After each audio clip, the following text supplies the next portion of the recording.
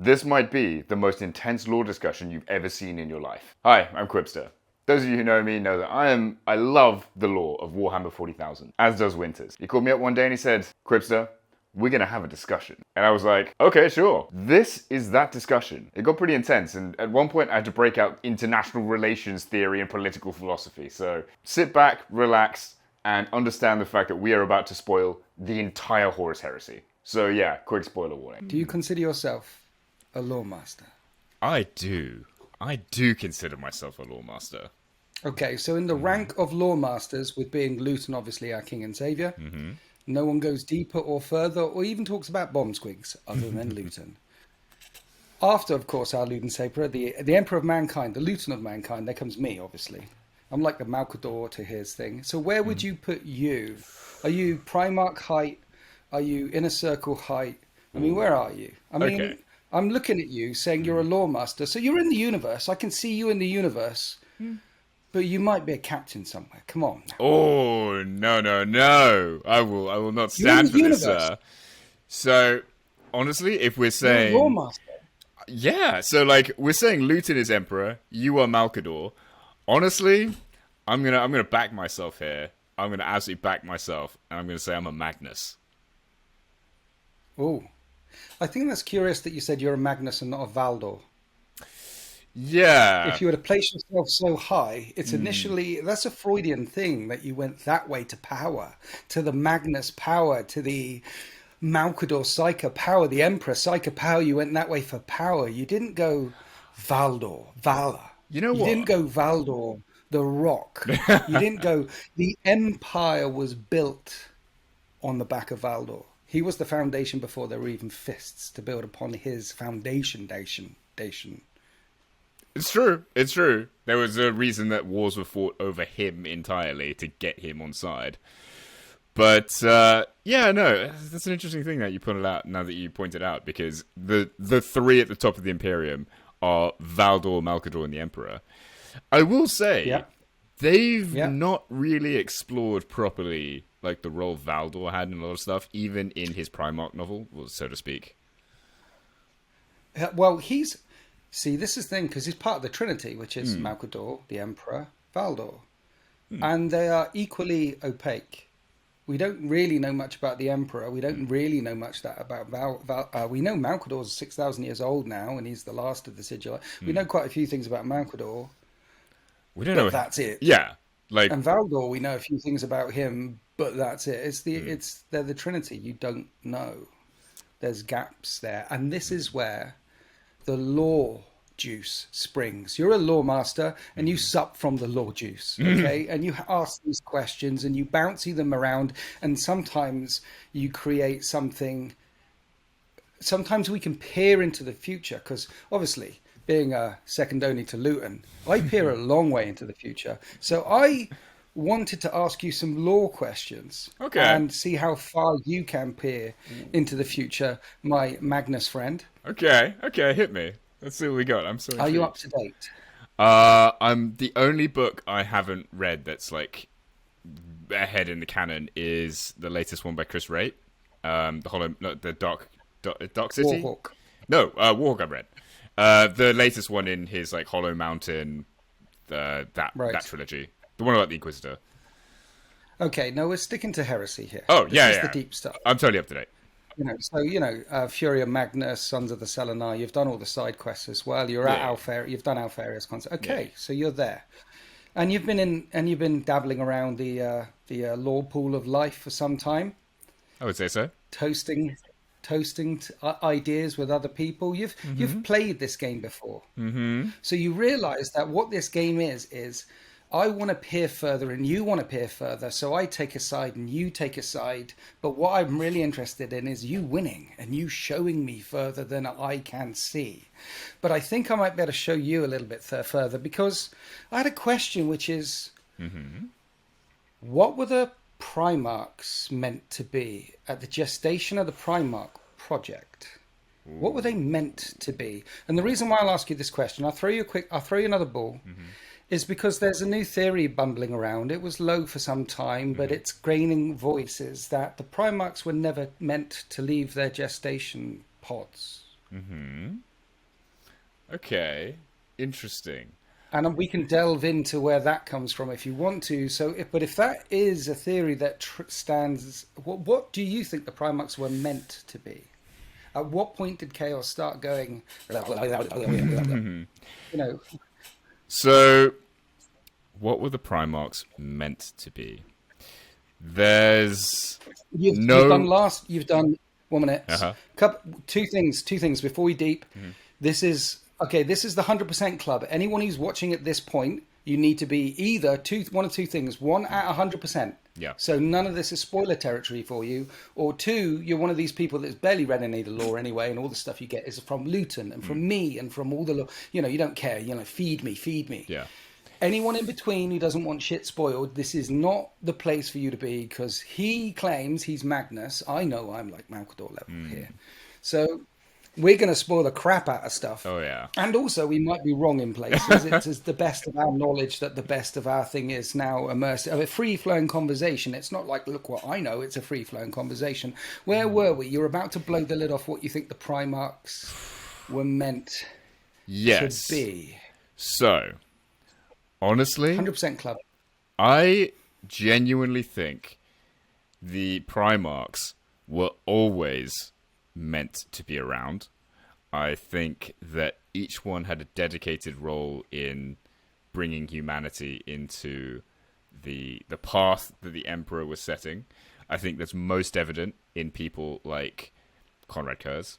I think that's most evident in people like Magnus.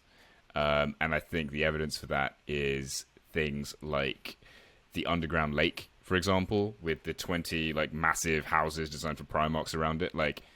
If you're going to have Primarchs in gestation pods, you're not going to build them houses if they're never going to leave those gestation pods. You could arguably look at Wolfsbane, where Russ has the vision of that demon who takes on the guise of, this is the Russ you were supposed to be. He's wearing the uniform and he's bolt upright, and he's like the vision of the Primarch the Emperor always wanted, because he was raised by the Emperor. And Russ is like, oh shit, am I just like a bad mirror reflection of what I was supposed to be? Honestly, I think all of them were bad mirror reflections of what they were supposed to be, because each one had a very specific, dedicated role in the Imperium. That is my perspective. So I think it'd be interesting if I take the opposing view and try and break you down. Okay. Just to see how far we can get. So at this time, I don't believe... When it comes to the heresy, my mind is completely open and I don't have a fixed... I'm sure most lore masters, like you yourself, you don't have a fixed target. You clearly have some ideas. And impressions, because good authors leave us these Easter eggs, these crumbs to follow. So I don't necessarily believe in they were never meant to be born, vibe, but I'll shout it. So here's the thing. It's curious that you started your counterpoint right at the end of the heresy. As if the Emperor's plan didn't change. As if, here's the idea that I've got in my head. You've got to take a long-term view of the heresy, that it's just a part in a massive game, which is continuing to this day. The Emperor doesn't have a plan. The Emperor has a goal. Here's the thing. You've probably got a goal that you've got for the next 5 years. And your plan will change, and you'll make your plans accordingly as best as you can to achieve your goal. See, your plan 2 years ago isn't the same as your plan now. Your plan 10 years ago certainly isn't the same as your plan now. However, your plan 10 years ago, you might still have the same goal, to be a gorgeous lore master. I try. With on the arm of Sylvia Paints, one of the most gorgeous, powerful painters there are on Instagram, and getting invited to all the best parties. Don't go to any of the Nurgle ones. You might catch something. So, I mean, here you are. But your plan back then probably was inconceivably different from where your plan is now. So the Emperor's plan, to talk of a plan, he's playing 3D chess. He's has a goal, and there are 7, 8 different paths to go down, and there are 7, 8 different fallback options in case that doesn't work out there and that doesn't work out there. 3D chess. He even says it in The Outcast Dead when he's playing the Astropath at the end. And the Regicide board comes right down to the very end. And the Astropath says, look, we're at stalemate. Neither of us can win. And the Emperor says, well, sometimes the only way to stop your enemy from winning is to make sure you don't lose. True. So he even had Okay. a plan that if it all went wrong, that the Golden Throne would power, and 10,000 years later, psychic pariahs would start getting stronger and stronger, and faith and the power of his belief after 10,000 years of belief will get stronger and stronger. And you have the Sisters of Silence who are not impeded in the Pariah Nexus, or were not impeded in the ruins of the Cadian Gate. Okay. It's a longer term plan. So it isn't a plan, it's a goal, it's an aim. And the end goal, his true goal, I think we could probably agree on, whether through brutal dictatorship, but his end goal is the destruction of chaos, or at least the absolute making them irrelevant. That's the idea. He was the guy that took them on. And there was a bunch of perpetuals, including Erda and Grammaticus and others, saying, look, if he didn't poke the bear, and Old Pearson as well, the first War Master, if he didn't poke the bear, then the bear wouldn't have poked back. Chaos is there. We can evolve. There's often many books in the Horus Heresy, including the the very first book with the false emperor. I was there the day Horus slew the emperor. They even say in the first book, why can't you just leave us alone? There's an argument throughout the Horus Heresy, and there's an argument from the Perpetuals in the face of the Emperor himself through the mouth of Erda, that what he was doing would lead to chaos uprising. What he could have done was just let human evolution do whatever human evolution does. But he decided, no, in order to defeat chaos, he had to take on chaos. And of course, because you take on chaos, then chaos comes back to you. And what he did?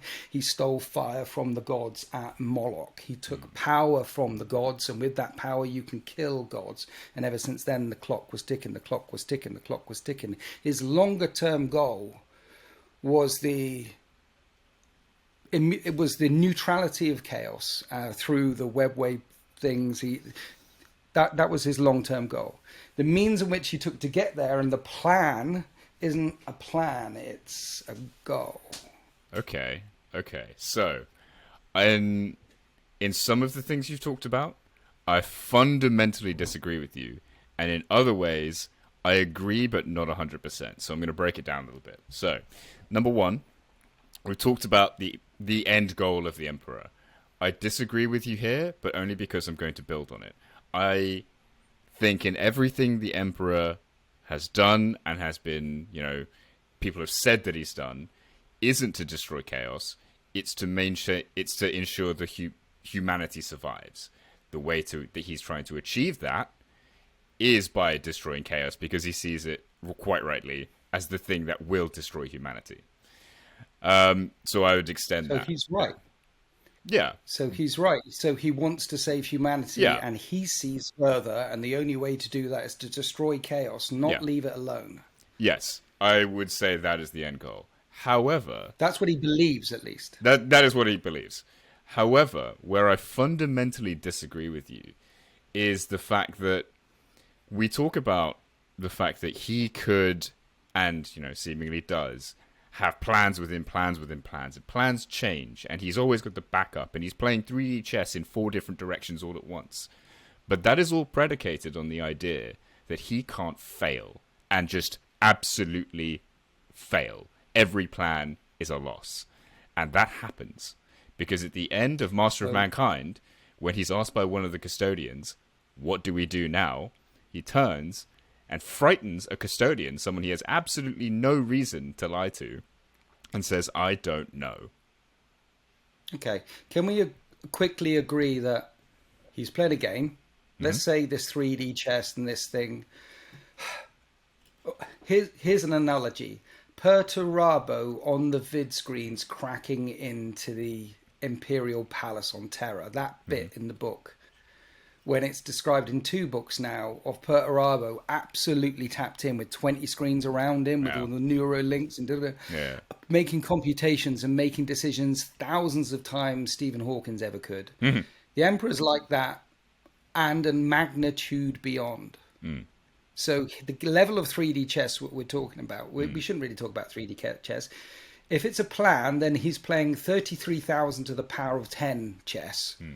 It's so sometimes he's going to win, sometimes he's going to lose, and sometimes it's going to draw. But he believes he's a better chess player than the opponents. True. I will say, like, I am an Emperor stan, as the saying goes. Like, I think I'm a loyal son of the Imperium. Like, even when I play Chaos factions, I still make law that they're loyalists. So no, I want to be on the side of the Emperor. But what was your first army? My first army, well, to be fair, my first ever proper army was Tau. But I gave that army away. But getting back into the hobby was Custodes. Custodes. There you go. That was the right answer. That's all you had to. When he came back into our loving arms, Custodes. You're an Imperial boy at heart, which I love you for. I love you for. You were going to say something. Sorry to interrupt. I am trying to remember what I was going to say. What was the last point you made?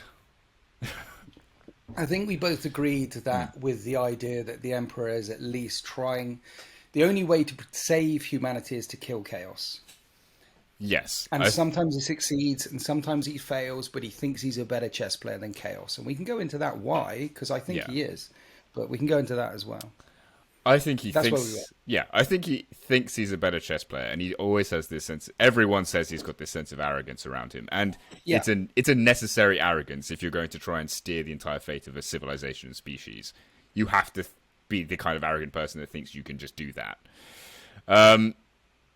Whether he is playing the game in such a way that, you know, he's always got these branching paths, I disagree. I think there was a point at which he lost, and that was Magnus entering the throne room. I think that is the point at which the plan starts really failing, and that's where he's playing for time. So he can start thinking about what's next. How do I change so that, okay, I have lost.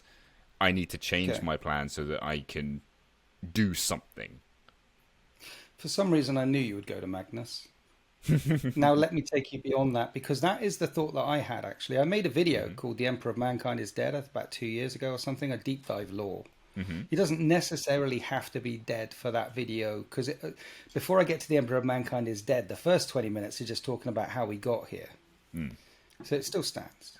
And I used to believe, as you did, that the game was over when Magnus broke the webway, and that was the point of that video. But I've moved beyond that point. I've seen further, Lawmaster.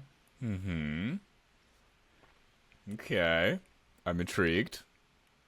See, if the game, this 3D chess game, is so complex that it just makes goals better, and if this chess game as well is 30,000 years old, let me just throw a thing on the fire and we can agree to disagree and move on. But the mutant gene of the Navigators, which suddenly popped up around 10,000, 15,000 M, 10M, 15M, the Navigators started popping up. That mutant gene there, let's just say that the Emperor did it. He might have not. But let's say that he did that. So there in the gene seed, we have creatures that can navigate the warp, because we do also know that the Emperor set up the Void Dragon on Mars. So the race in the Crucible, that was the atomic death fire of Mars in the Age of Strife. Only the cults that were most fanatical and dug the deepest and fought the most ferocious and hoarded their technology almost religiously, only they survived. And they reunified Mars thousands of years before the Emperor unified Terra. And they were the religious fanatics won on Mars. True. And all this computer has a spirit in it. And if I say the right words to Siri when I turn it on, it turns on. The Emperor set up stuff way back.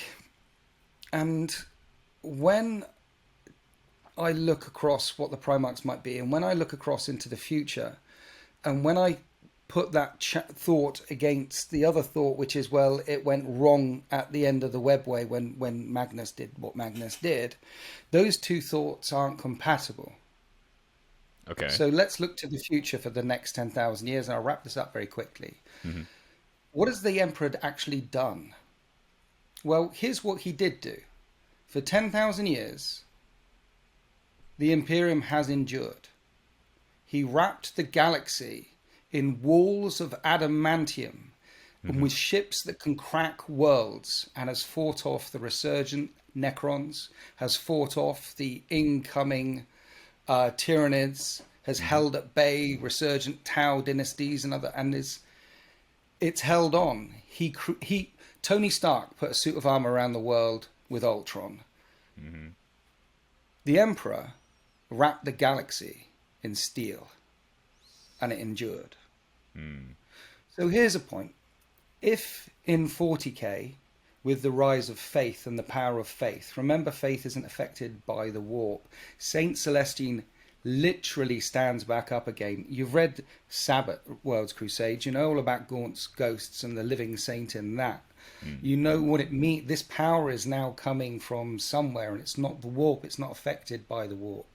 Wrap the galaxy in steel, because humanity is awakening psychically. The psychic awakening is growing and growing and growing.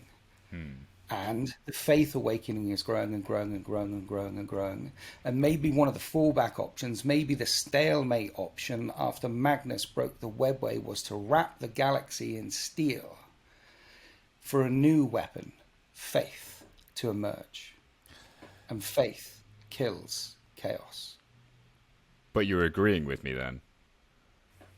Because the way I looked at things is essentially the Emperor has a plan.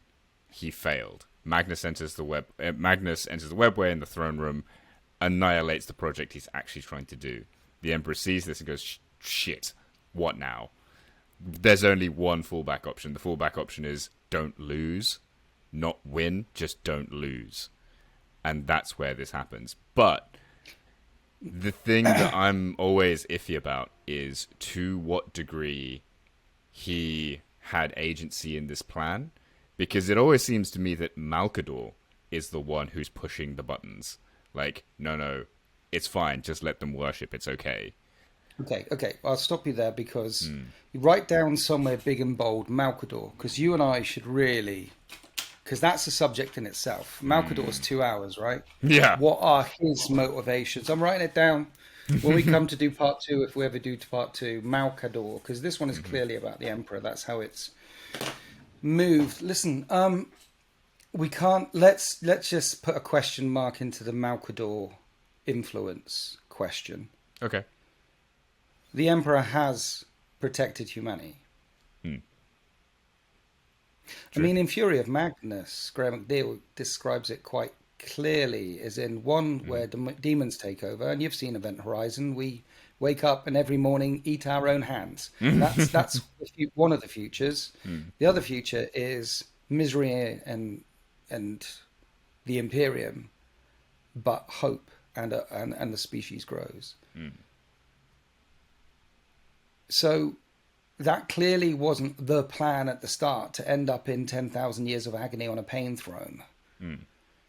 But his goal means that he will do anything to achieve it, including entomb himself for 10,000 years on a pain engine. So it's the long-term goal. So the goal, when you unwind and go right back to the start, the goal is the same: defeat chaos. The plan changes throughout. But he can far see. One of the interesting things that we keep getting back to with the Emperor, actually, from so many different perpetual point of views, and even Eldari is one of the things about, and the Cabal, who sent John Grammaticus to come and to test out the Emperor to see if he wanted to join the Cabal. The Cabal said there was only one human that grabbed their mind, and this was its Emperor. And he went to meet him, and the famous bit that we all remember when John shakes hands with the Emperor and looks in his face and is horrified and wants to be anywhere but there. This is someone who will kill trillions. He just felt it. And reported back to the Cabal and said, you don't want that guy.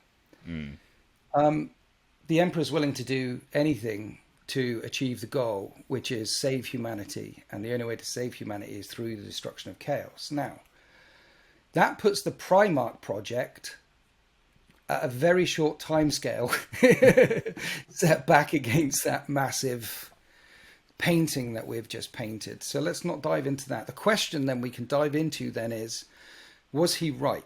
Because Erda and Astartes and some of the other perpetuals said, you don't buy and tag. Look, more blood for the blood god. If you left chaos well enough alone, it leaves, it fucks with everyone equally. But when you poke the bear, when you steal fire from the bear, that's when you enrage it. So leave it alone. And the others were, I mean, wasn't it Erda in the last book that said, no, it wasn't Saturnine, when she compared the Emperor just to another warlord. He's just another warlord, just supremely powerful, the most powerful Psycho Perpetual, but he's just another warlord. So, we've got to wind back a little bit. So I fundamentally agree that the Emperor's goal has always been the continued existence and protection of humanity. I also agree that the way to do that is to kill chaos, or nullify chaos as a threat. However, I was always under the assumption that constantly, everyone talks about the speed of the Great Crusade.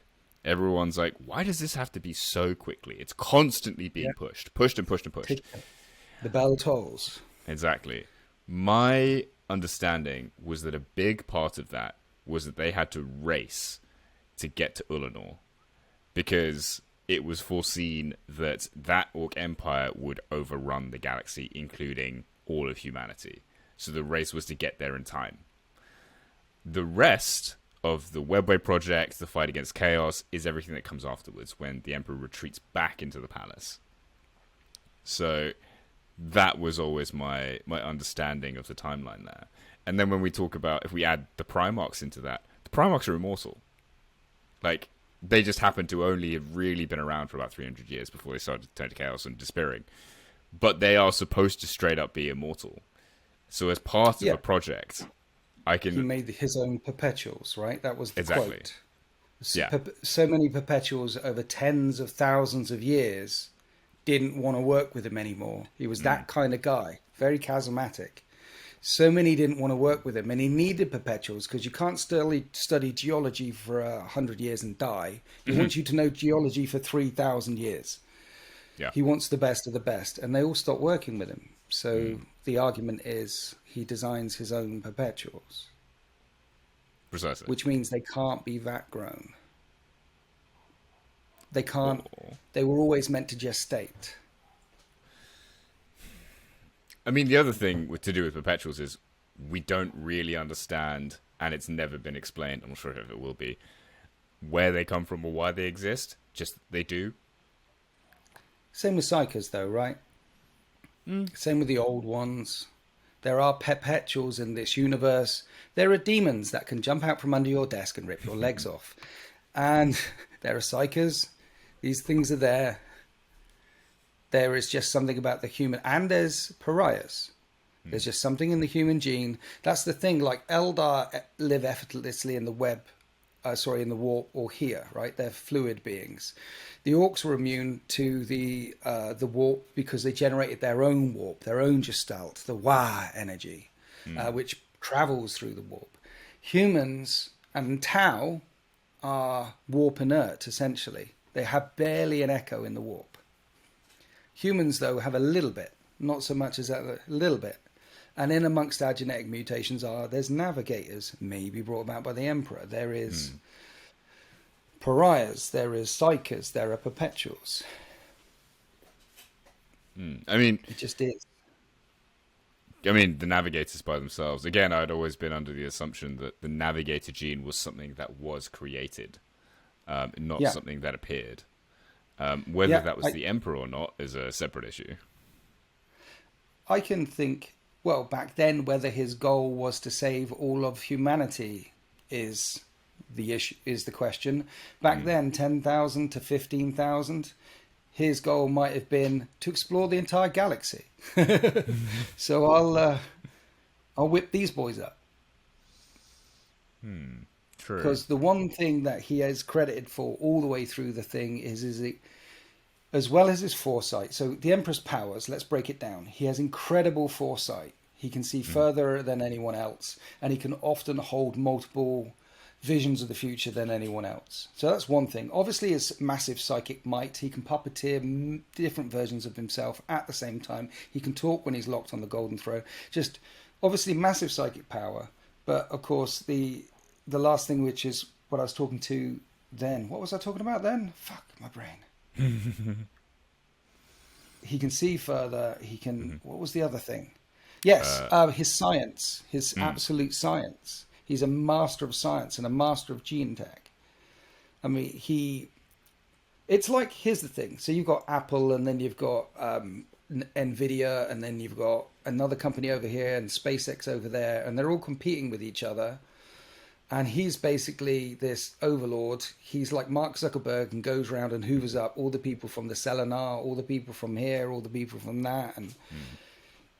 And yeah, that's one of the things he does. Science. I mean, the Golden Throne is science. The birthing of the Primarks is a mating of science, of absolute perfection gene tech, with a little bit of the warp, right? There's a little bit of the warp mixed in all the Primarks.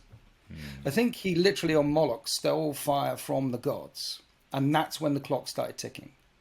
Because until that point, the gods think, well, is he going to take us on? Is he going to take us on? And they've got all their great game. They're fighting they're fighting amongst themselves as much as they're fighting anyone else. And then suddenly, this anathema, takes fire from you, takes some of your power, and takes it back to his gene labs and creates these things. And also does some other things with the powers because, Ordo Sinister, they're a bit odd. Suddenly a lot more pariahs, that might be a bit odd. Has he taken power from the gods before? It got to a point where they went, no, we need to stop this. And that's when the clock type started ticking. They're not... See, this is an idea that I had. Maybe they weren't meant to be born. Okay. I'm intrigued. You see, you've got all the Primarks pop up, right? Well, way before the Primarks pop up. You've got Constant, way before the Primarks. Way before Pacification of Terror. Before then. Okay? While they're building the palace, Alfarius turns up. He hides from everyone. That was his first task. But before then,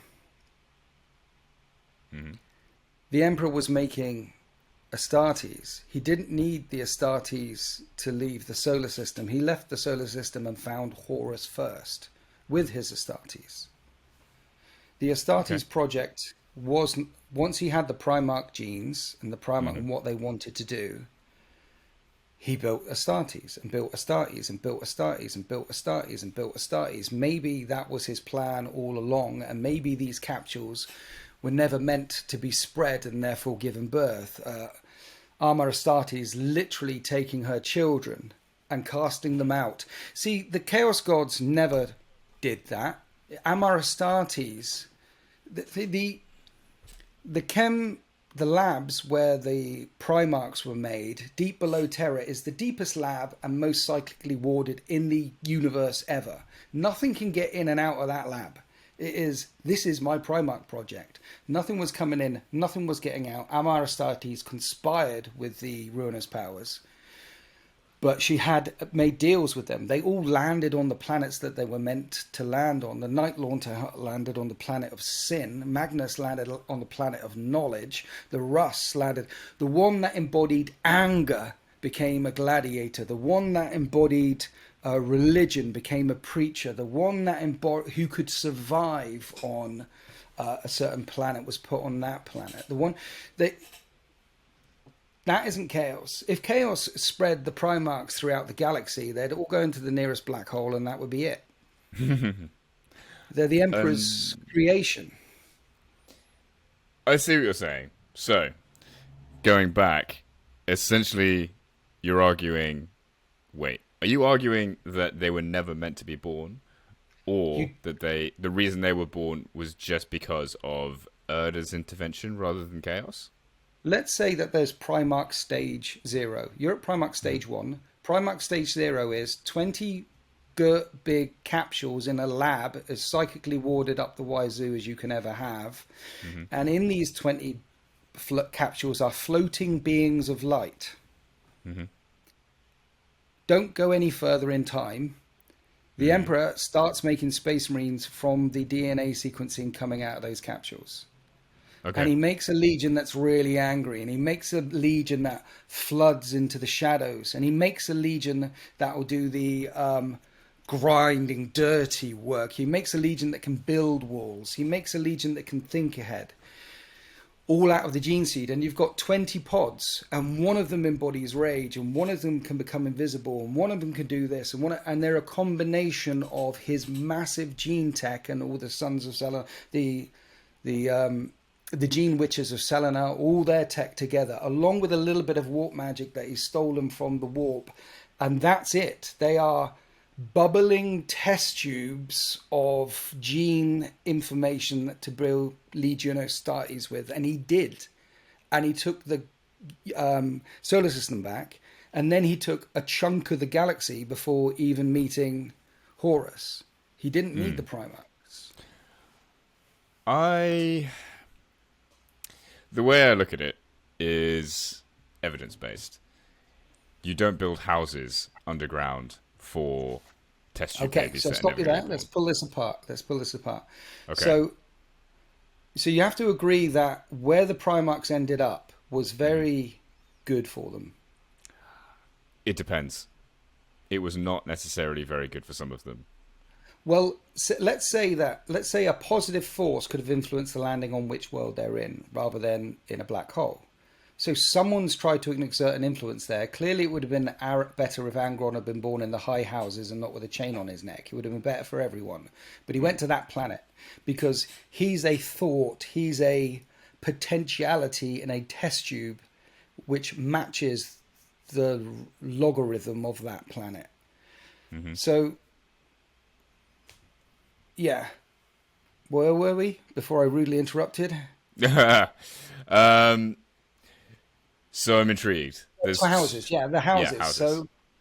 So, but then once they get out into the wild, so he found Alfarius straight away. And he even showed Alfarius the first of the legionaries as they were being stamp pressed out. He said, these are and he said, what do you think these are? And Alfarius turned to him and says, they're replacements for the Thunder Warriors, because he's Alfarius, he's a genius. And he's like, yes, there are 20 of them, like there are, like your brothers. You have 20 brothers. And Alfarius went, yeah, I know. He knew something was missing. So they're getting stamp pressed out of there. They're the Alfarius.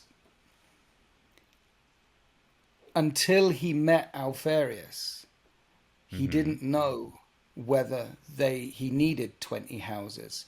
See, Alfarius has a clear recollection of being in some goo. And Alfarius' story is the most clear story. It starts with him from his birth pod. Getting out, looking around, there's the things, he goes to hide, he meets the Emperor, bang. He gets trained by the Sigillite from day one, so that the Sigillite can't read his mind. But on the day the Emperor found him, he stands there and looks at the Emperor, and the Emperor looks at him, and he says, hello, my son, do you know your name? He says, yes, I'm Alfarius. And then the Emperor says, may I look you over? And Alfarius says, yes. And Alfarius recalls that it was very much an examination. So this is the Emperor rocking up, and he's like, do you know your name? From the Emperor's point of view. May I examine you? And he examines him, and then he takes him back to the palace and tells him how pleased he is to have a son. Like he was surprised. And the first time Alferes meet Malcador, Malcador comes in and sizes him up, and he looks at Malcador, and it says they just size each other up for a while. I'm judging him, he's judged. Like Malcador doesn't know what this thing is yet. And part of the test of staying hidden from Valdor is because, well, we really don't know what we've got here. Can this stay hidden from Valdor? And he does for, is it years or dozens of years, until he chooses to reveal himself. Malcador knows jack shit when he tries to kill the Emperor. That's when Valdor finds out. So basically, they don't know. So at that point, someone might start building 20 houses. I see what you're saying, but that's also contradicted by the Valdor book. Because at the end of Valdor, it specifically says, a conversation between, I think, Valdor and Malcador, they're talking about the Primarks. And he says, is he calling them his sons? To which they reply, yes, we'll see how long that lasts. That implies to me that they were always meant to exist and be born. Because otherwise, what would be the point in having that kind of emotional attachment to something that's always just going to be a slime in a test tube? Say he didn't know they could be born. Okay. He didn't know. The Primark Project was the battery to pump out legion after legion. And if you don't have 20 Primarks running around, remember 2 of these Primarks were so bad they were gone. So he did have limits. He can't win everyone. He doesn't he loses sometimes, he makes mistakes sometimes, and he certainly made mistakes in 2 of the Primarks, which I believe one of them was killed really early. This is a whole other conversation. And I believe one of them was, we know that the Emperor's Executioner killed 1 legion. So we know at least 1 was able to get up to fighting strength before the walls were unleashed, because Lyman Russ says it's happened before. But the second one we know nothing about. So I reckon that was, look at Kurz, look at Angron. That thing was squashed real early, pretty much when it was found. So yeah, I was going to say, the idea of the Primarchs all landing on planets that suit their sensibilities, their temperament. Yes. I think it's interesting, because it didn't necessarily suit all of their temperaments. Like, there's definitely a line, a demon says it to Layman Russ at some point or something. I can't remember the source, but a demon turns around to such and such and says, do you really think we did this? Do you really think this is our design? How the Primarchs ended up where they were. And one thing we know about demons is they very rarely lie. What they do is they only tell you 10% of the truth. But that bit of the truth is the truth. They just don't tell Horus and everyone else the other 90%. They only tell you the tip of the iceberg, but they don't lie because that's one of their things. But anyway, crack on. You think it's an interesting thought because some of them clearly don't. Yeah, like, for example, Angron is supposed to be... Everyone thinks like Angron is like the avatar of rage, and that's what he was always meant to be. And I fundamentally disagree with that, because it states in his Primarch novel that he was not supposed to be that. He was turned into that because he has brain damage, essentially. He was always supposed to be the avatar of brotherhood. That's why his like special power is like healing people by touching them. Yeah. So like, I have been of the opinion that, yeah, you can, like, demons can say like, oh yeah, this isn't like our design, but it doesn't have to be all their design for them to have influence. Like, some of the Primarchs ended up in places that meant that they were more subject to influence from the chaotic powers. Well, there is the I meant this to happen thing. So the Thunder Warriors were destroyed. The Thunder Warriors were the single tool, the blunt instrument to pacify a planet, but you need a Swiss Army knife to take over the galaxy. The Thunder Warriors had a burnout rate and the genocide on Ararat, and the Horus Heresy was meant to happen. But with this, again, a plan, so the plan earlier might not be this. Then the plan then might be, right, let's build a house of 20 houses and let's get them all together and off we go, because there was 20 houses. Then the plan changes, right, now we're in the Horus Heresy and 3 of them didn't make it. 2 got wiped out, and only one of them didn't take over his planet. So no more 20 houses. He was still in chains. 3 of them didn't make it, and Angron was the worst of them. Well, no, was the 3rd worst after the other 2 that were wiped out. And then there's another plan, then there's another plan. The plan changes over time. So some of them weren't essentially put on the planet that... I mean, when Alfarius gets out of his pod, he essentially understands everything that's going on around him immediately. And is in the toxic air and breathing, and he knows it's quite a few degrees below zero, and he feels absolutely fine.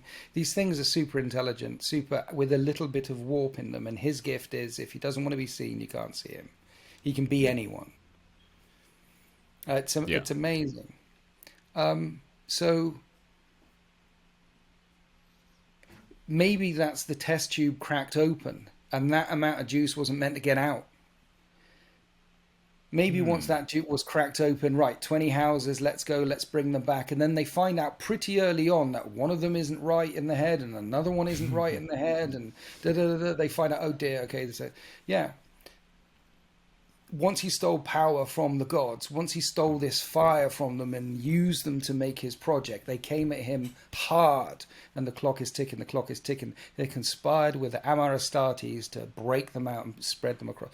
But maybe they were never meant to be born. Maybe he just had an endless supply of legionaries, millions, billions, because he's got the batteries to make and make and make and make and make and make. Legions of Thunder Warriors that eventually would turn on themselves and burn each other's out, like the Horus Heresy, because that was part of the plan, just like the Thunder Warriors burnt themselves out. He would have had like 12 loyal legions that were loyal to him, and the other, like, there was a legion out there that was meant to believe more than any other, and that's the word bearers. There was a legion that was meant to dig psychically more than any others. These legions were clearly meant to burn each other out. At the end, the only ones that would have been alive, should the Emperor's plan come to fruition, you'd have probably had some of the Alpha Legion floating around, because you have to have your CIA.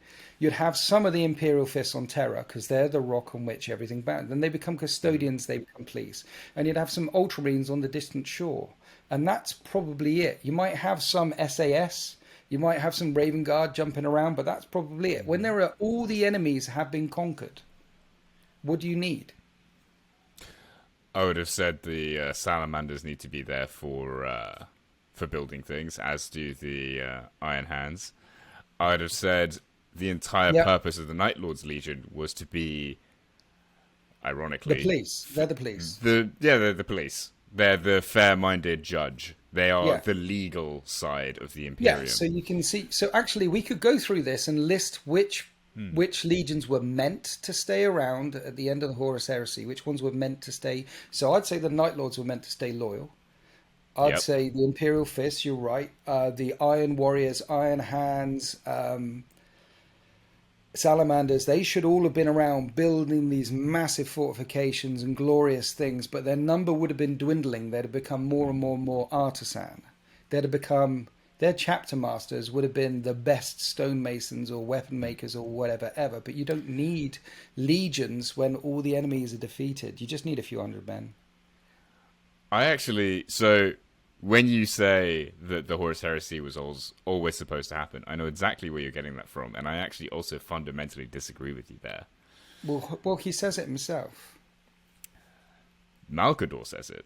Yeah. Malcador says it in that audio drama. I think it's just called Malcador. And he says it to... Is it First Lord of the Imperium, or is it Malcador? Yeah, the First Lord of the Imperium. He says it to the astropath that has been carrying the Emperor's messages for the last 200 years. His most trusted confidant, other than Malcador, essentially. They both know everything. They do, but she actually doesn't know everything, because she still asks questions. She doesn't know why. She doesn't know why, that's it. And so he tells her, he said, don't worry, the heresy's going a bit bad, but it was meant to happen. And then at the end he says, when she's dead, well, it wasn't meant to be like this. Because the wrecking ball coming back at them is the 4 combined powers of chaos coming at it's, you know, he poked the bear, and that's what the other perpetuals were warning against. See, the way I disagree with the fact that it was always meant to happen, that they were always meant to turn on each other, is the way he says what he says to her. Because he specifically says, would it comfort you to know that this was always meant to happen? And then she says yes, and then he explains. He's comforting his friend who's dying in front of him. Yeah. Doesn't have to be the truth, and I don't think it is. Because even in the way it's voice acted, he's stuttering. He's like, would it help you to know this? And she's like, yeah, actually it would. And he goes, okay, well, yep. It was all part of the plan. That's a good point. Because there is no motivation for him to lie at that point, because they both know everything, except that she doesn't know the whys. Why are we doing this? But she clearly agrees with every secret she knows. Mm-hmm. Would it comfort you to know? So and he probably knows this because he's Malcador, because he's a genius. Like, she's followed, not blindly, she's followed because she knew. Like everyone who meets the Emperor, he's right. This is the right way to go. This is what to do. And Malcador, so she clearly believed in everything and every plan and every message, and then it comes to this. So he's not lying to her. He's saying, would it comfort you to know this? He's telling her a tale, is your gambit. He's telling her a story. A story that will comfort her as she dies. Because it explains after, like, this happens during the height of the heresy. He's got places to be, things to do. He takes time out of his day to essentially be with her as she dies, because she's his friend and they've been friends for ages. So of course he's going to say whatever he needs to say to comfort his friend as she dies. He's very upset about it afterwards. This doesn't counter the fact, though, that the Emperor still would have needed no heresy, right? The Emperor still would have needed a Mount Ararat moment. He would have had lots of people around that he didn't want anymore, who were very, very good at war, and there was no war. What happens in empires when they have soldiers? That's the human history, or the Roman, all the way back. There's loads of empire soldiers all around all of a sudden, and some other duke pops up and says, hey, I'll give you loads of money if you fight for me. And they go, all right then. And before you know it, it's the War of the Roses, and we go at it for 40 years over nothing. So you've got to get rid of all those warriors. So if you're right and he's just telling her a story, then that doesn't solve the warrior problem. And he's shown that he did the warrior problem before. He's shown he knows the answer. See, this is the thing I'm always in kind of two minds about. And this is a bit of a God always has a plan moment. I fundamentally don't believe that the Astartes were always meant to turn on each other, because every single step of the way throughout everything, especially in the new law, like in 40k rather than 30k, whenever like Astartes from different chapters are fighting alongside each other, different legions, it always says we were meant to complement each other. And then if you look at that in the context of some legions were clearly always supposed to exist, the Ultramarines, the Iron Hands, the Salamanders, then that concept begins to break down. It doesn't make as much sense unless all of these legions are supposed to work together for a greater whole, which I believe works in peacetime as well, because you can clearly see some of them were supposed to be around in peacetime. Oh yeah, Gilliman's lot, clearly there's. But what do you do with world eaters? Good question. What do World you do Eaters, with... Here's another question then. What do you do with, say, 100 by the end, and it all works out fine? Let's say you've got 200,000 Raven Guard, 200,000 SAS, the Silent Killers, and there are no empires. There's not even... You don't need that. I mean, the Raven Guard are a really interesting example. What do they do? This is the thing. People forget about... Well, yeah, but this is the thing people forget about Korak specifically. So, I can't remember which book it is. I think it might even be... It's either his Primark novel or his latest Heresy novel. But he talks about the fact that, I just wrote a treatise on the political philosophy of how we should run the Imperium. He's a political philosopher. That's his whole deal. Yeah. To transpose that to the rest of his legion... Like, the whole point about the Raven Guard is that they are the eternal optimists of what they think, the Imperium can and should be. They come from a place called Deliverance, where they were originally freedom fighters, fighting for ideals. So if you want to transpose that and put that into peacetime, you've got an entire legion of political philosophers. Okay, so you don't have to refer. Whether he wanted all the Primarks around, I think he built 20 houses, at least at the start. He probably would have liked to have had 20 Perpetuals walking around with him. But the legions... So you've got a legion of political philosophers where there's no need for political philosophy. Okay, Okay, this is interesting. So what I'm saying is... Yeah. What do you do with all of them? So that's a lot of... He's got a lot of firepower left at the end. And Malcador's suggestion... See, the reason what gives Malcador's suggestion some weight is because in the Constantine Valdor book, when she is investigating, she finds out that a massacre happened at Ararat. So it happened before, and that was her job. And another thing that gives it some weight, Malcador's, is in Deliverance Lost itself, actually. Corax is the first person to, in the Horus Heresy series, when you read it the first time, is the first person to actually say, yeah, he sees that the Emperor wasn't the... Because up to this point, we get a lot of moody Primarchs.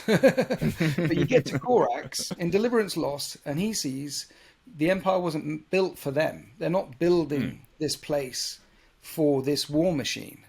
He might have a place in it in the future, and he was okay with that. He didn't get all whiny. Oh, my sons, you're hurting my legion. No. He says it quite clearly in Deliverance Lost. We're building an Imperium that doesn't need or want us in it. So the Primarchs might retreat away and become this, that, and the other, but it was for humanity. It isn't. He's not building the Imperium for Space Marines at the start. He's building the Imperium for mankind. So we're kind of dealing with two problems here. One, I suppose they're kind of very similar and very linked. One is the problem of Star Trek. So one of the issues that Star Trek has is that it is a utopian society. Essentially, Star Trek is what the end point of Marxism is supposed to look like. And you're also dealing with... there's a international relations theorist called Francis Fukuyama, and he wrote a book called The End of History. He was wrong, but we'll get to that in a sec. But what he was talking about was essentially a situation where liberal democracies rule the entire world, and history, as we know it, essentially stops happening because we have solved the problem of conflict by everyone being a democracy. That's kind of the same concept that we're dealing with the Imperium and its eventual win over the galaxy. The idea that this utopia exists, and as a result, that is the end point of history, of like political struggle like that. The issue with that is, and especially the issue with Star Trek, we are so ingrained into our patterns of thought and behavior that we find it difficult to conceptualize what that world looks like, what it would look like, and how it would operate. So to say that certain legions couldn't exist in that world is a failure of imagination on our part for not being able to conceptualize what that world could look like in the first place, if that makes sense. But Corax failed to conceptualize it. And he was okay with it. Maybe. And at the time, I remember reading that. It leapt off the page at me because it struck me as the difference between the good guy Primarchs and the bad guy Primarchs. The bad guy Primarchs were not okay with that thought. Corax was like, yeah, I want to make the Emperor's wish come true, and then we go away. It's not made for us. So Maybe. I mean, it's again. You it's don't an need a interesting one. galaxy with 1 million Space Marines in it when there's no wars to fight. You barely need a galaxy with the Primarchs in it. Because if you had 20 fully functioning Primarchs that were all good guys, let's go all the way to the edge of the curve, which was never, ever, ever going to happen. But the Emperor probably had wet dreams over some night. This is the best possible future. There's 20 perpetual, super intelligent Primarchs that are all psychic and warply attuned in some way. Remember, he spliced some of his DNA into them. Yeah. And from their DNA comes the gene seed, which powers the legions, which is why you don't necessarily need them in human form. They're literally... so in his wet dream days, he's got 20 Primarchs. If you had 20 Stephen Hawkins on absolute acid, who were also Olympic gold medalists with each other, and the stats... If you have 20 of them, super duper Elon Musk, Einstein, Henry Ford, and obviously Luton, wrapped together, and the threat bubbles its head up somewhere, and you're all best buddies, and you've got Malkador with you, and you've got the Emperor with you, then that threat is getting wiped out. It won't last very long. And science is king, and no one believes in chaos. The Imperial truth is true, not a lie. Because demons literally do not come up and rip their legs off and things like that, because no one believes in demons or religion or what even religion is. Because the idea, even the Space Marines at the start, when they walk into some of the churches and go, what is this? What is this? And, oh, it's a fane. They realize it's one of these, they don't even know what it is. So in the absolute wet dream world, there is hardly any chaos there at all. You don't need Space Marines. What happens to the Space Marines? And Korak saw it, and Malkador says it in the First Lord of Mankind, or whatever it's called. Master of Mankind. Yes, not Master of Mankind, the first whatever. I think First Lord of the Imperium. First Lord of the Imperium, he says it in there, and that I incline to believe that was not a plan, but that was one of the possible goals. Okay, if we need to do this, then we can do this, which is pull the ripcord and they will start fighting amongst each other. I still disagree with that, simply because I think he's telling a story. But yeah, I wish I had a more concrete thought about this as well. What do you do with a million Space Marines then? What do you do with a million Space Marines? Honestly... Okay, with the assumption that these Space Marines, do essentially the things that you want them to do, because... And there's no Primarks. Okay. Yeah. Still in the VAT. What you've... 10 million Space Marines. You can 100 million Space Marines. Okay, let's just say we've got about, 2 million Space Marines if you put all the legions together. So, yeah. Yeah. Let's say you got 20 million then at the end, because there's no Primarks. Just... churn them out. Well, no, because then you've got things like by this point the Emperor's Children don't exist, so it's a legion just gone because of all the gene seed problems they had. No, but that happened after the Volts thing, after the other thing. They didn't have that happened after he was thrown away.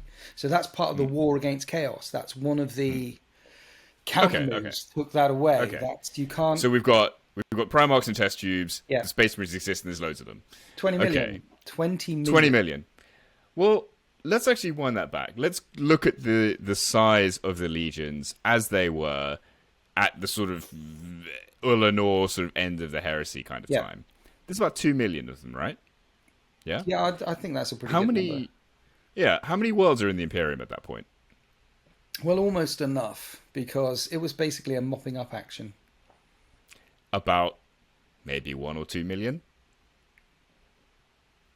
Do you see where I'm going with this? Oh, you're right, a lord of a world. So actually, I like it. Okay. Because then you've got an immortal, super smart, super strong being who's never going to die unless he's killed, who's extremely hard to kill, who's the whole point about Space Marines is each one is a functionally Stephen immortal. Hawking level genius, functionally immortal. You have your lords. You have a ready-made group of people who can just take over every planet and have the experience necessary to do so and maintain control. And no Primarchs, so no first heretic, none of that, no Primarchs around, so they're all supremely loyal and gene-bred to be extremely loyal to each other. I like that idea, okay. That's a very compelling argument. that at the end of the Heresy, particularly if you take the Primarchs out of the equation, no, not at the end of the Heresy, but at the end of the Great Crusade, particularly if you take the Primarchs away, there could be 200 million legionaries across 200 million planets, and one on each planet, or one or two. You know, some of them might like to. You know what legionaries are like. If there's one on 7 planets in a system, then they'll be traveling and chatting to each other all this time and talking to other systems and shit like that. That's what they're doing. But yeah, okay, there doesn't necessarily, in the best possible future, need to be a heresy. But I think the best possible future means 0 Primarchs. See, I disagree there. Simply because, and to be honest, this actually solves the problem of what happens to the Space Marines after the Heresy. Okay. Because it becomes part of the plan, almost in a very linear sense. The Primarchs exist to rule the legions. The legions conquer the galaxy. The legions rule the galaxy. Yeah. Each with their Primarch as the head. Each Primarch then being free to do. What you're saying. Then each. So, if you look at it, why are you adding the Primarch equation? Because it makes a lot of sense to me that the Primarchs being central to this, because each one is clearly still meant to do a thing. Magnus is clearly meant to sit on the throne. Okay, so here's the thing. Maybe each of them was meant to embody a thing, embody a gene sequence, which was very important on the Swiss Army knife. So the gene sequence on this one is pure rage. And all the legionaries that come out of there will have that rage. The gene sequence on this one, these guys will want blood. They'll be blood drinkers, and they will use the Belcher's gland to discover all sorts of stuff. These guys over here, these are going to be real thinkers. And he's just bleeding out archetypes, personality types. He's split the genome into 20 tubes of personality traits, which lean one way and lean another way and lean another way and lean another way. You don't need Primarchs to have those things come about, manifest in the real world. Once you put them into the minds of men through a gene seed, you will have your Locans, you will have your Garrows, you will have your Sigismunds, you will have your Valdors, you will have... These heroes will arise through that sequencing. And they can rule themselves. They can. That's what happened way before the Primarchs. Look, the Emperor took over a good portion of the galaxy without Primarchs, and then he took over a good portion of it with only one. And he might have wiped out a couple before he even met. Okay. He doesn't need it. Okay, so let's table that for a second. Well, not table it, but let's discuss that for a second. And let's make the assumption the Emperor does not need the Primarchs to take control of the galaxy. And I agree, he kind of doesn't. However, that doesn't negate the idea that he doesn't need them to do things. He doesn't need them. No. Yeah. Yeah, I'm with that. So that's what I'm saying. Like, he still needs the Primarchs to be entities that exist after the galaxy has been conquered, because he needs them to do certain things. Magnus being the obvious example, he needs him to sit on the throne so that he can do the Webway project properly. No, you see, so I completely exceed your first point, which is you can have the legionaries afterwards. You don't need a heresy. Mm-hmm. But he doesn't need Magnus to sit on the throne in the way that you think he needs to sit on the throne. Mm-hmm. He's got many thousand suns. You've got the Webway project, the Path to Heaven, the prototype out in space, which the Psyker sits on and opens that. Yeah, that kills him. Yeah, but that's if only you're using the Golden Throne to do what? What the Emperor's doing on the Golden Throne now is keeping the door shut. Before he had to keep the door shut, he wasn't on the Golden Throne very much. What have you got Magnus to sit on it for?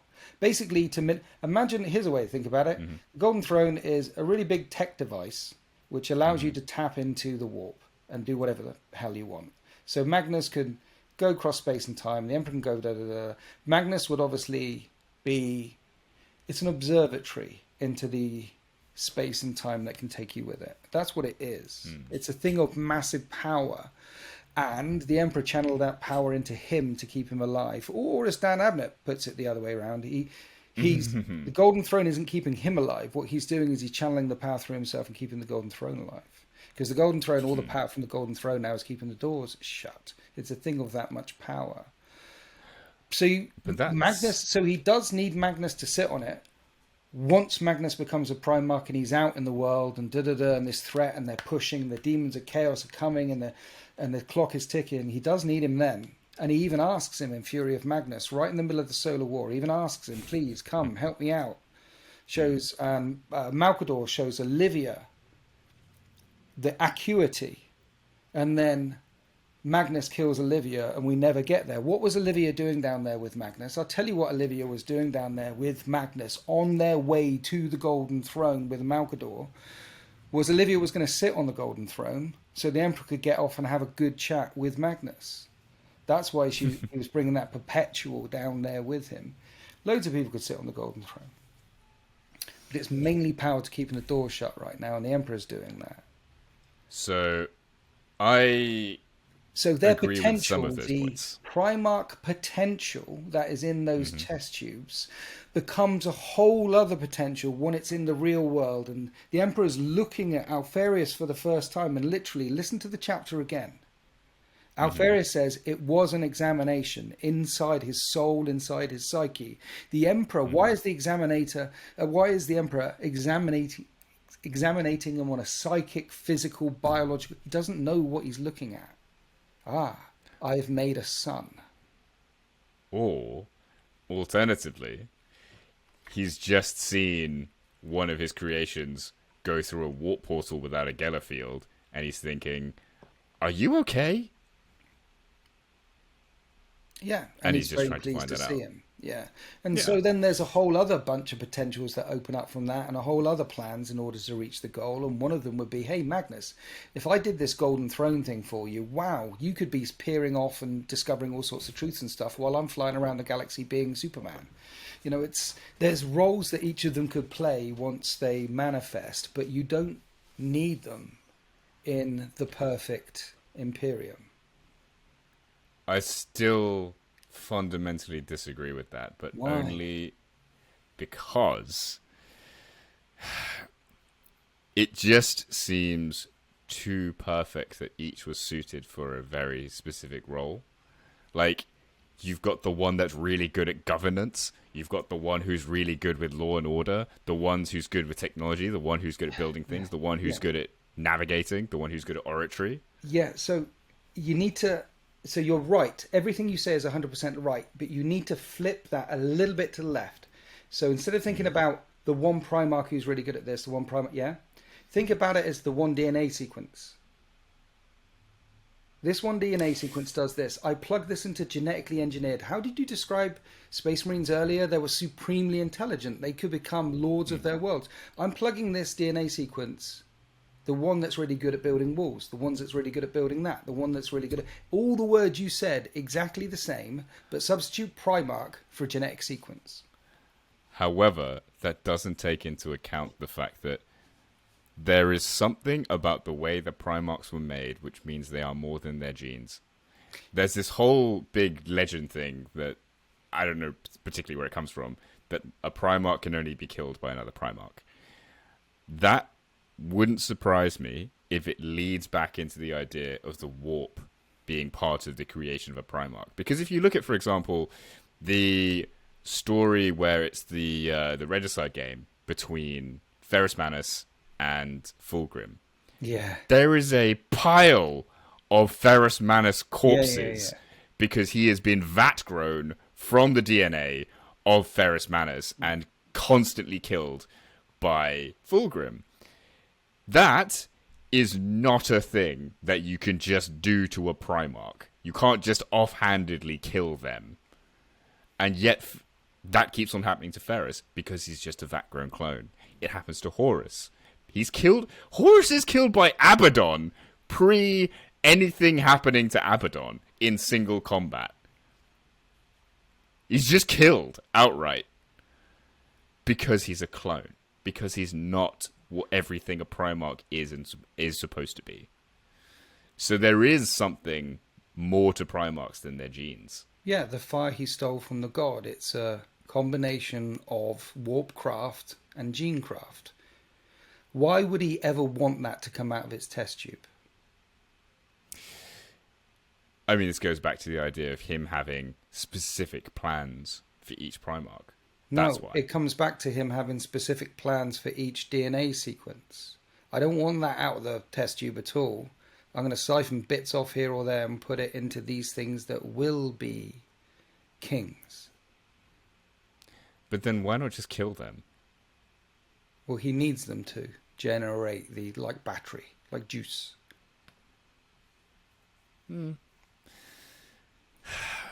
I don't find the argument super compelling.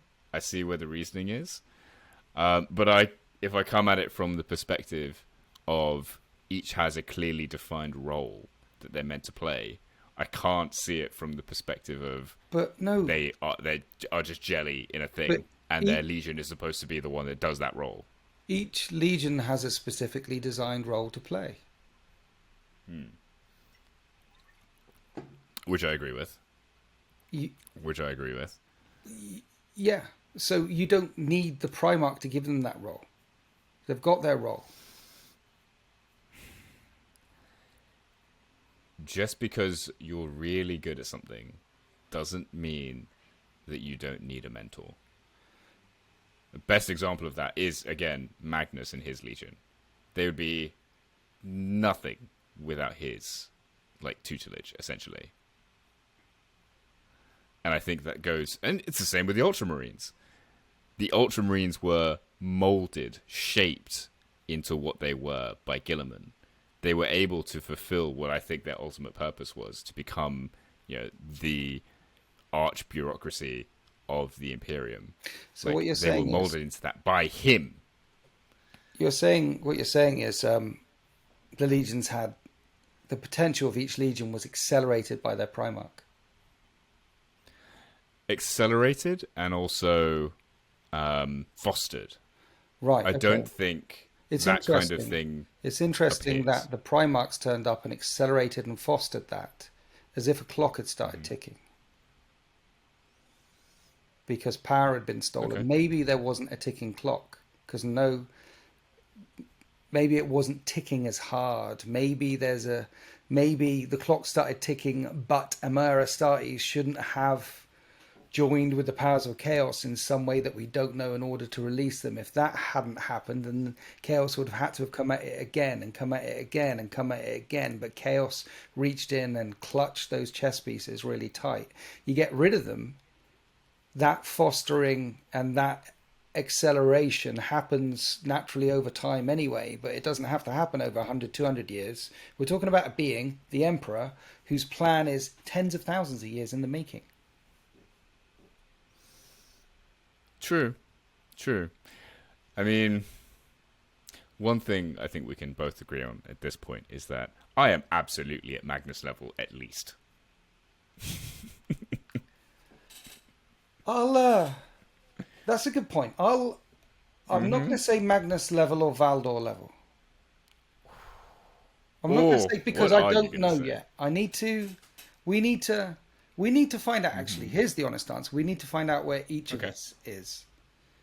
Okay, so are we, because I don't want to call you Magnus. This is not, it's going to be Valdor, Malcador the Emperor, right? This is the way it works. Okay. So we're both around somewhere, but we can push through. So maybe there's an interesting video to talk about Malcador himself. There's an interesting video to talk about even thoughts and ideas on Imperium stuff. There's a whole video to talk about where we are now. The Ring of Steel idea. I like this conversation. This was nice. Magnus level, maybe my friend. You're certainly a potent. Well, I don't know whether it's test tubes. I don't know but the one thing I want people to take away is one of my bigger ideas is there isn't the Emperor's plan. The Emperor had, I think you can agree on that, the Emperor had many plans, many backups. He's more goal orientated than a plan. The goal is to build that thing over Yeah. there, and 100 people will go in it. Right, you've got many plans, but the idea I'm going to build I that mean, building. I think he specifically says this as well. I think he's talking. I think this is in Master of Mankind when he's talking to Ra and Endymion, and he basically he's saying, like, outlining his plan for the future. And I think Ra said something along the lines of, "Did you not like see any of this happen?" To which the Emperor basically replies, "I can see the distant shoreline, but anything can happen in the time it takes to get there. The boat you're on could capsize. You could be attacked by a sea monster. You could get there and it's completely fine. You might have to take a circuitous route to get there. So I can see the destination. I can see the goal. But I can't necessarily see... Well, no. I have to judge all the different things that might happen on the way there." Yeah. So I agree with you. He knows the goal. The goal is save humanity and make sure we don't all die. The way he's doing that is taking out chaos. The plan to do that is the thing that keeps on changing. However, I do think on the way to that, he does fail a bunch of very spectacular times. And he has to go, this is the least bad of all options. The Empress failures is another great one, because I'd like to plumb your depths. I'd really like to plumb your depths on that one to discuss what you think the Emperor's failures are. I think that one's even more interesting than Malkador. It's curious that you bring up the Master of Mankind, because you know how the Emperor appears differently to different people at different times. He basically appears how you'd expect to see him. So to his sons, he says, "You're my sons," and he's his father, and and all that crap, and he's in the big. But in Master of Mankind, it's interesting if you bring it up, because to Malkador, who he's got no secrets with whatsoever, he calls them number 10 and number 6 and number this. Number 8 did something silly last week, and where is number 10 right now? Oh, he's over there. Whenever he talks to Malkador in the Master of Mankind about the Primarks, he doesn't even name them. Almost as though they're just numbers on a vat. See, this is the other thing that, like, always strikes me about the Emperor. If you go back to Valdor, he does say, "These are my sons." And Valdor says, "Let's see how long that lasts." And it always struck me that obviously there's more that goes into the creation of a Primarch than their genes. And so it's sort of going back to, okay, he gave bits of himself to the Primarchs. And there are multiple times in the books where it says that meant in giving them bits of himself, he stripped parts of himself away, almost like he was getting rid of his own weaknesses so that he could do what was required. That's an interesting thought. That's a very interesting thought. Yeah, and so it's a case of, right, okay, for someone who's stripped away so much of their personality, the fact that they've done that means that they can't have normal relationships with people anymore. They're just so far above that they just can't even conceptualize what that means. And you can see that in the third Plague War book, where Guilliman actually reveals what happened with the conversation between him and the Emperor. And he's like super taken aback by like what happens. But if you actually read what the Emperor is saying to him, it's like he just shouts words at him, like tool, usurper, this, that, and the other. And it is a whole bunch of words that you could use to describe Guilliman. But the Emperor's so far beyond the capacity to have normal relationships that like Guilliman almost doesn't understand what he's hearing. And so, yeah, I think there's a lot to be said for this idea that he wanted to have this relationship with his sons, but he just almost physically wasn't capable of having that because of what he had to do to strip back his personality to do what was necessary to save humanity. And take a breath. Or maybe stripping away parts of his humanity like brotherhood and the ability to create beautiful things. Maybe he wasn't stripping anything out. Maybe he was just so far beyond humanity. I think he is, because the Lion, they say again and again and again that the Lion is the most like him. The Lion was entrusted with the Dreadwing and weapons from the Dark Age of technology. None of the Primarchs were entrusted with the stuff that the Lion had. And the Lion was told to keep it secret from all of his brothers, and he did. Basically, only the Emperor and the Lion had these vortex... Just had nasty weapons. Stuff that hadn't seen the light of day for 15,000 years.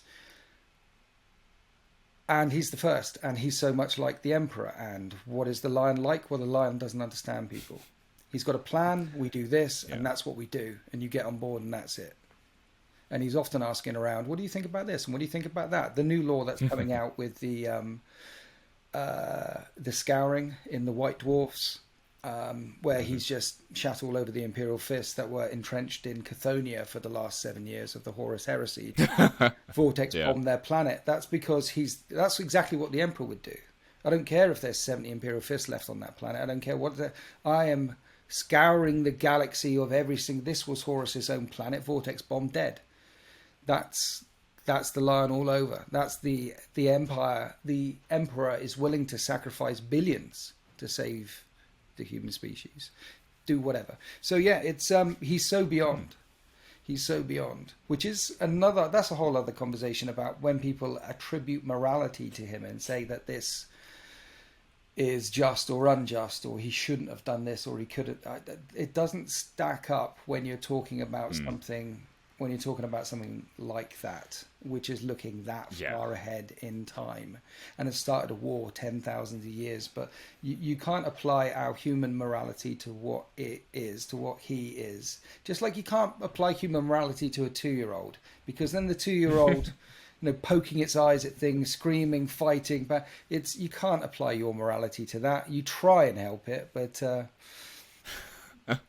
But yeah. So what we're saying is, kids have no morals. They don't. I mean, it's an emergent behaviour, right? You realise that poking the puppy in the eye might hurt you, and then there's other. Let's not get into morality about where it comes from, the nature versus nurture debate, all that sort of stuff. Let's put that to one side. To be fair, though, coming from like an international relations background, there are schools of thought in international relations which specifically say, especially like the neo-realist and realist schools of international relations, they specifically say you cannot apply the same morality that you apply to an individual that you do to a state, because they are two fundamentally different things with at times opposing necessities. And so if you expand that out, you could say exactly the same for an organization like the Imperium. You can't apply the same morality to an individual as you can a galactic empire, because the pressures on one are radically different to the pressures on the other. So that's one way of agreeing with you. Yeah, that's one way of saying that. The Emperor. It doesn't matter if it didn't matter that he wrapped the galaxy in armor for 10,000 years, armor and pain for 10,000, and put himself on a pain throne for 10,000 years. If that meant humanity survived, and it did. Precisely. And I think, unless you have anything further to add, I think on that note... I think we should have dropped on the Magnus thing that you said. That was a good ending, but I was having so much fun. I thought I could bring a few more... Yeah, but yeah, let's... That's good. That was lovely. We should do this again sometime. All right. We should do this again sometime. I agree. So, thank you, audience, for listening to all of that, and we'll see you in the next one. Thanks for putting up with us for however long that turned out to be. Please go and follow Winters on Instagram. I've been badgering him about putting more stuff on there recently. And if you want, you can follow me on YouTube. It's just Quips the Nerd. If you search that, I'll come up. We hope to make this a fairly regular thing, so if you have any topics that you think that we should discuss, put them in the comments. I'd be really interested to know what you guys think. And me and Winters will see you in the next one.